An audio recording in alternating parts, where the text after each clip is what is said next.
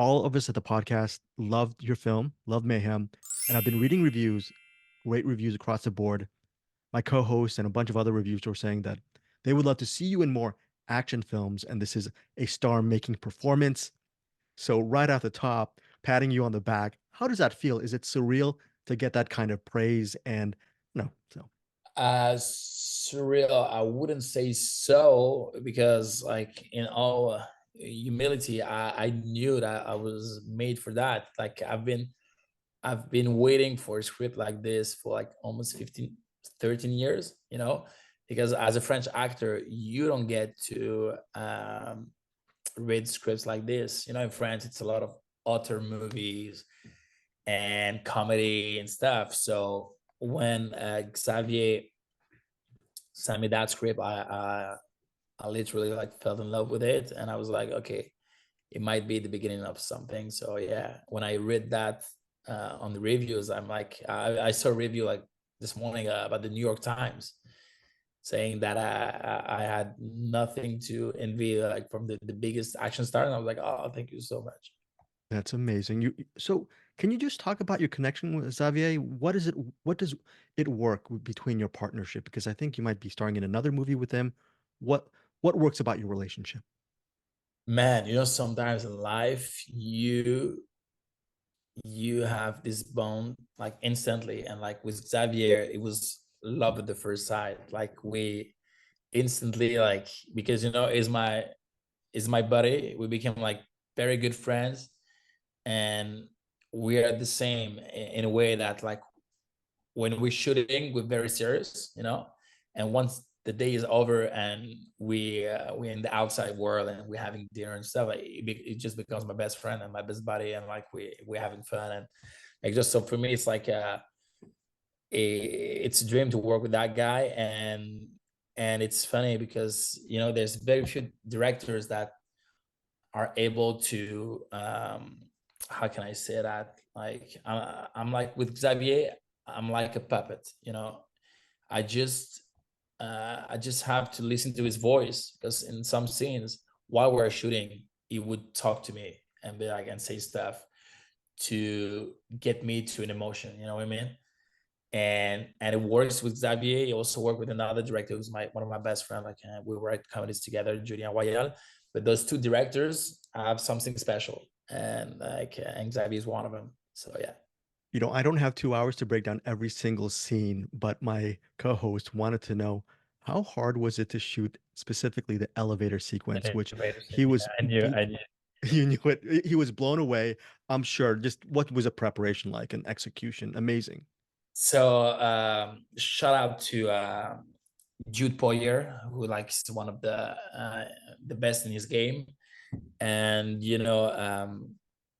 it was really hard to make, because you can say to your co-host, like, when you see it, you feel that it's a sequence shot, but in fact there's like hundreds of shots to it, and each shot is between 1 to 3 seconds, but you have to put the same intensity every time. And there's some shots that we had to redo like for 20 times, because my fist was too high or a bit too low. So I would have Jude with the British accent say like, the same, we have to, it's a bit too high. So we go for it again and again. And we would do it again. Like, and it was a real sized elevator. So, and the temperature was so high, I've lost almost 10 pounds in the 4 day shooting in the elevator scene. But the reward is that Jude is editing live on set. So the reward was like, in the end of the week, on Saturday, we managed to watch the entire scene without of course, the visual effects to it, but we managed to watch the entire scene all together, and that was the reward. But like, working with Jude and Xavier for me has been like I still feel so grateful and so lucky, because to me, like, I've worked with the best. Yeah, I was a huge fan of Jude Boyer's work way before that shooting. I've seen the Red 1 and 2, Gangs of London. It's crazy because when I was Amazing. watching Gangs of London, Yeah. man, manifesting is real. Because I was watching the first scene, I was like, oh, I haven't seen action scenes like that for a while with my girl. And I was like, baby, I would love to work with those guys. And boom, 10 months later, I was on set with Jude. So I was like, that's crazy. I'm working with my heroes. That's so amazing. You know, I'm a little bit jealous of you because I'm part Thai. I haven't been to Thailand for over 30 years. So I know you're working very hard with the cast and crew, but what was it like for you to just embrace the culture? What did you love about your shoot and the location and the people? Man, I've already said that to other journalists, but I I fell in love with Thailand, both Thailand and Thai people, because like they were so committed, they were so like welcoming and genuinely happy to be there and to work with you. And like every day, every morning, I would come on set and I would say hi to each one of them because like Thai people are like, I swear to God, like I'm not saying that because you're half Thai, like when I because you know we did the shooting in Thailand and then we had one part after that Yeah.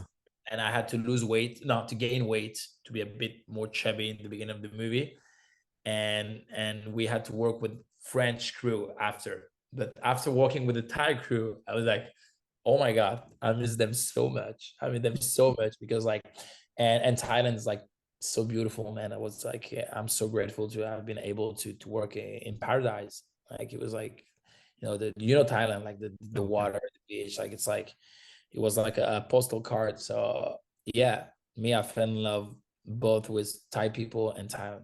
Final question is a two-part question. It seems. Can you talk, first of all, can you pick one of your all-time favorite movies and why? And can you pick a movie that really impacted you, impacted your life, and why? That's the first question. And the second part of the question is, after watching Mayhem, what would you suggest we watch from your movie database? What's the next movie we should watch of yours and why? So, All right. So first of all, my the movie that had a huge impact. I have a lot of movies that I really like Hardball, John Woo, Cinema, whatever. Like, if I would have to choose one, it would be Bloodsport with JCVD. And I explain it to you. It's because of that movie, I've started kickboxing and Thai boxing. So without that, I wouldn't have been able to do Mayhem because Mayhem, I had like a month and a half prep, and you don't become a Thai boxer in 1 month and a half. So thanks to JCVD and Bloodsport, I'm starting like kickboxing, and that one is special to me because like when I was a kid, my mom every Sunday we would watch an action movie with my mom and my brothers, and my mom was a huge fan of JCVD. She still is like, and so that one was would always be special to me. So yeah. Bloodsport, and for the second part of your question, what was it again? Just a movie that you would recommend from your own movies for us to watch after Mayhem and why? After Mayhem, like there's one movie that I really love, and it was released a month ago on Netflix.